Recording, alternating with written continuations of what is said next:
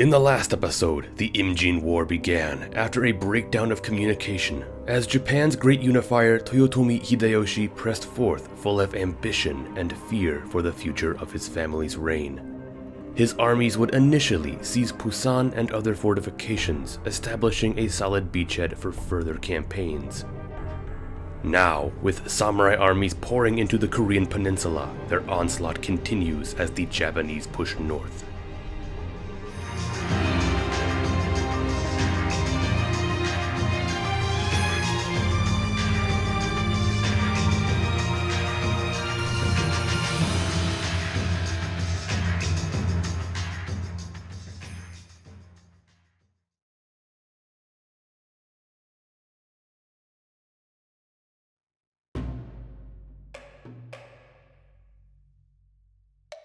By the spring of 1592, the initial stages of Toyotomi Hideyoshi's invasion was all progressing smoothly. After the first several clashes at Busan, Tadajin and Tongne, which saw the initial landing division under Kunishi Yukinaga establish a solid beachhead, more forces were beginning to arrive. To give a brief refresher on the original plan for the invasion of Korea, Japanese forces, largely under command of daimyo located throughout western Japan, would be split into 9 divisions. The 1st Division under Yukinaga would be responsible for making first landfall, which, as we have seen, was just accomplished.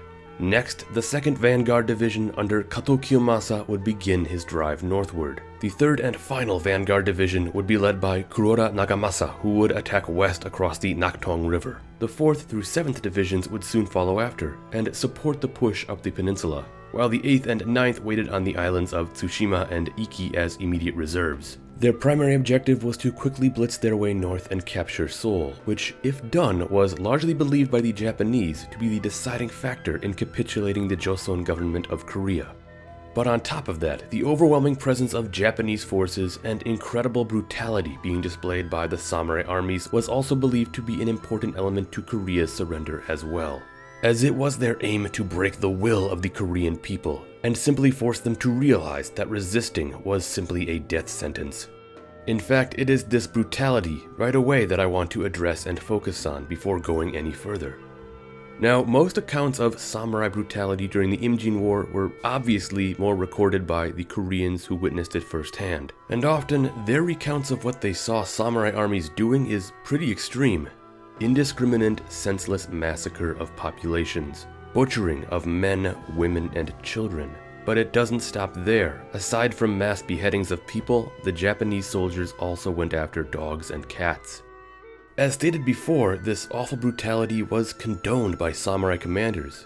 It wasn't just raiding and pillaging for loot and supplies, a normal facet of warfare. This was mass murder. The samurai believed it was completely necessary to break the will of the Koreans, forcing them to realize resistance was futile. This raises an interesting question, however, regarding did this sort of massacre take place regularly during the Sengoku Jidai back in Japan? To put it simply, it did, but not necessarily to this scale. The brutality of the samurai throughout time is legendary. In many cases, they were very cruel people, who often exercised their authority over those beneath them. That wasn't always the case, as there are very noble examples of samurai as well, but plenty of them were not the stoic image we are so often led to believe they were. We have to remember, first and foremost, the samurai were a warrior class who dominated Japan and who ruled the land. Like any feudal society, their will had to be enforced.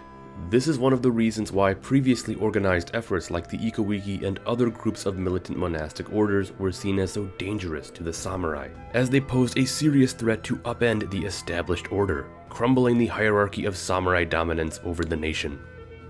Brutality was always enforced when necessary, and often no one ever stopped to question what was right and wrong.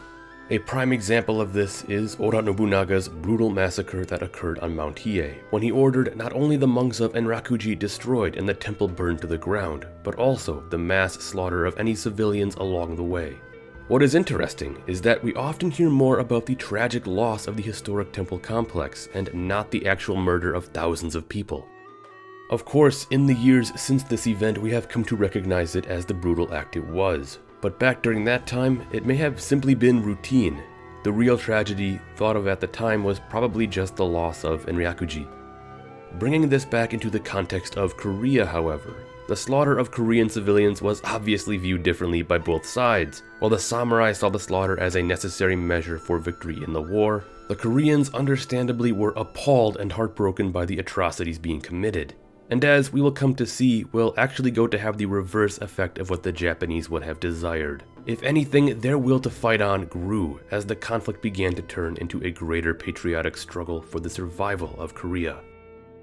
The problem as things stood now, however, for the Korean army was a general lack of organization, advanced equipment, discipline, and competent leadership. They were completely unable to stop the samurai no matter how bitterly they defended, as the vanguard Japanese divisions pushed forth nearly unchallenged. This caused much of the Korean army to either go into hiding in the countryside to work as a guerrilla force or fall back to regroup in a more determined defensive effort.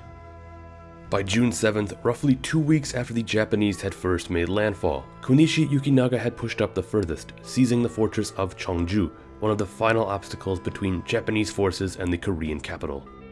But he had advanced much further than what had been planned, perhaps not only due to the incredibly weak resistance he had faced, but more importantly, in attempts to gain some personal renown in the process.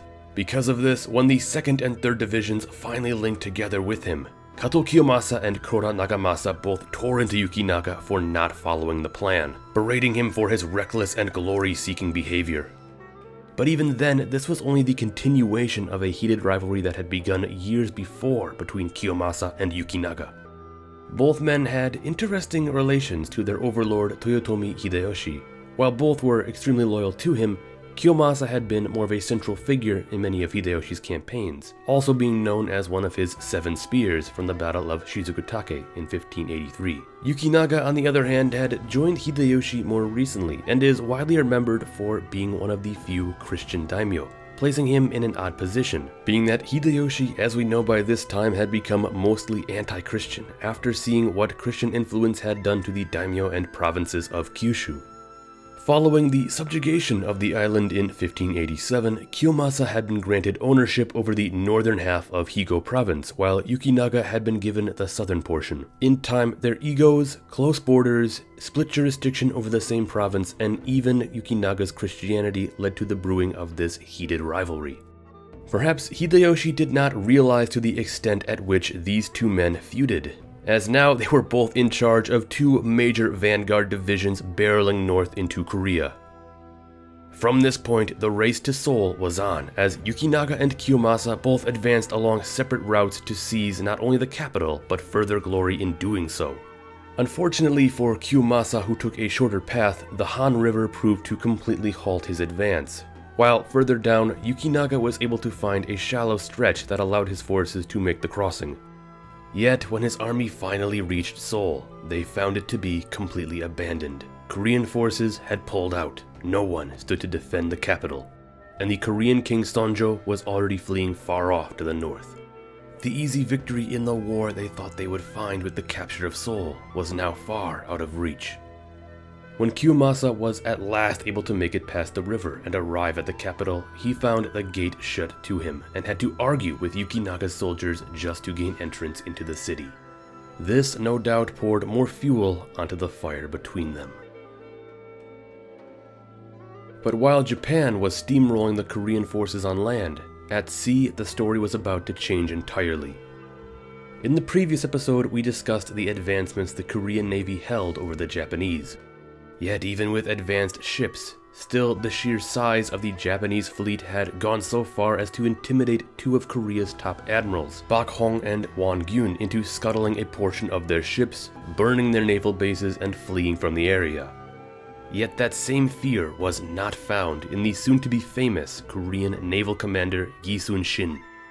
The methods and mindset of Yi Sun-shin had come about at the perfect time. He did not follow the traditional style of Asian naval warfare that had previously heavily relied upon warships being used as more like platforms for melee combat, and instead viewed the new face of naval warfare as one dominated by ranged engagements. On June 16th, Admiral Yi Sun-shin had been ordered to link up with Won Gyun, who had previously fled and destroyed his own base. Linking up with Won Gyun's remaining ships, they moved towards the sea lane between the south of Korea and Japan, which continued to flood supplies and reinforcements into the conflict. They would eventually be alerted to a large portion of the Japanese fleet under the command of Toro Takatora, who were docked at the port of Okpo, while Japanese soldiers and sailors from the ships were raiding the nearby area. Because the ships were mostly unmanned and troops preoccupied, Japanese forces were completely unaware as Yi Sun-shin's ships pulled up and began bombarding the Japanese Navy at range. It is important to remember that while Korean ships were at this point now armed with cannons, Japanese ships were not. Thus, the best the Japanese could do to return fire was to shoot matchlock firearms back at them, which did absolutely nothing.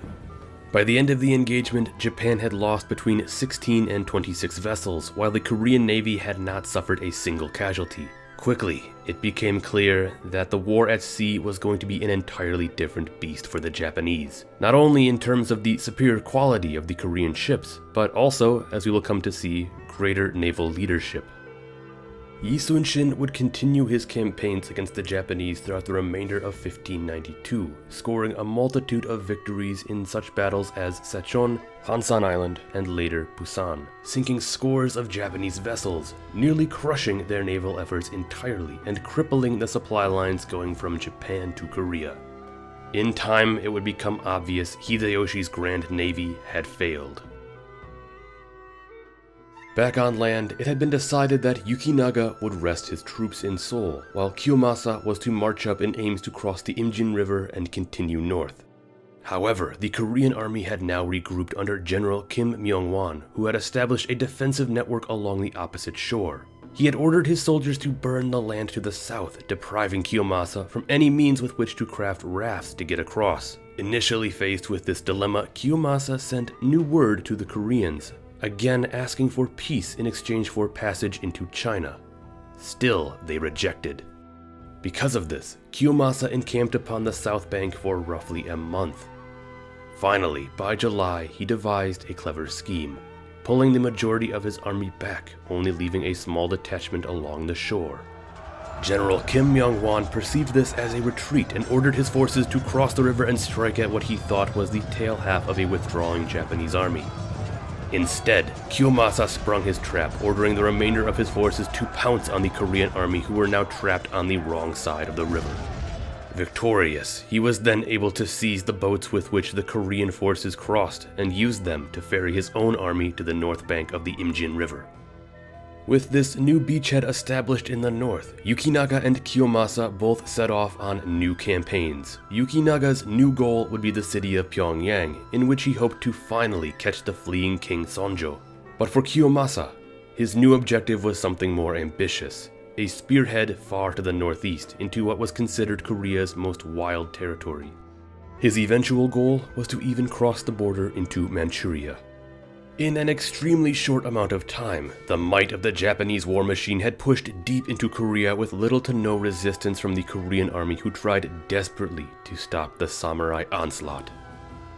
Back in Japan, news of military success throughout the peninsula was met with joy from Hideyoshi. Most of his fears must have begun to fade, aside from the fact that he was now very concerned about Japan's failures at sea and the implications it would have to the war on land. Still, with Japanese armies nearing the northern border, all expected him to soon make the journey to Korea himself, so that he may lead the initial march into China, his true objective. From his current military seat of power in Nagoya Castle of Hizen, his attention was completely focused on the war, while his nephew Toyotomi Hidetsugu managed the affairs for the rest of the country. After the death of Hideyoshi's son and heir Tsurumatsu in the previous fall, Hideyoshi had eventually gone forth to name Hidetsugu his new heir. By January of 1592, Hideyoshi had resigned his position as the Kampaku, the imperial regent and effective head of the Japanese government, and appointed Hidetsugu to succeed him. From this point on, Hideyoshi would be known as the Taiko, the retired regent. Yet although he was considered retired, he still largely remained the most powerful individual in all of Japan. The interesting thing is that this may have not even been the final role Hideyoshi had envisioned for himself. with his real goal being China, and his genuine fear of his name and family eventually being toppled after his death. It has been largely suspected that one of his true aims was to claim the Mandate of Heaven from China, thereby becoming a new emperor himself over much of Asia, an act that would immortalize his name forever. The Mandate of Heaven is something you can learn all about in this great video by Cool History Bros, a channel you should all go check out and subscribe to if you haven't already. This video dives deep into the concept while also briefly touching on Hideyoshi's potential intent to claim it. Links down below. But no doubt, by midsummer of 1592, with the invasion of Korea having gone so well so far, with the Korean army in utter disarray and samurai armies marching nearly uncontested northwards, Hideyoshi's mindset must have been fixated on the next step: China. So, what can we learn so far? After the initial landing of Japanese troops into Korea by May 1592, they were met with little resistance as they pushed north and clashed with an inexperienced and outgunned Korean army, pushing up to seize the Korean capital Seoul before moving up and fighting their way across the Imjin River. Through these initial campaigns, we see the rivalry between Kato Kiyomasa and Konishi Yukinaga take new forms as they both race to conquer objectives. But while Japan was winning on land, they would soon become devastated at sea when the Korean admiral Yi Sun-shin began to use superior naval doctrine and warships to completely crush the Japanese navy. Back home in Japan, the political landscape had started to shift as well when Hideyoshi appointed Hidetsugu his heir and successor as Kampaku, stepping back to assume his new role as Taiko. In the next episode, the war continues as Yukinaga marches on Pyongyang in pursuit of the Korean king, and Kiyomasa leads an epic expedition into the far north. But as the samurai war machine on land so far appears unstoppable, soon the weight of China is destined to bear down upon the armies of Japan. Thank you for watching, and don't forget to like, subscribe, and ring that notification bell if you enjoyed this video and found it to be most informative.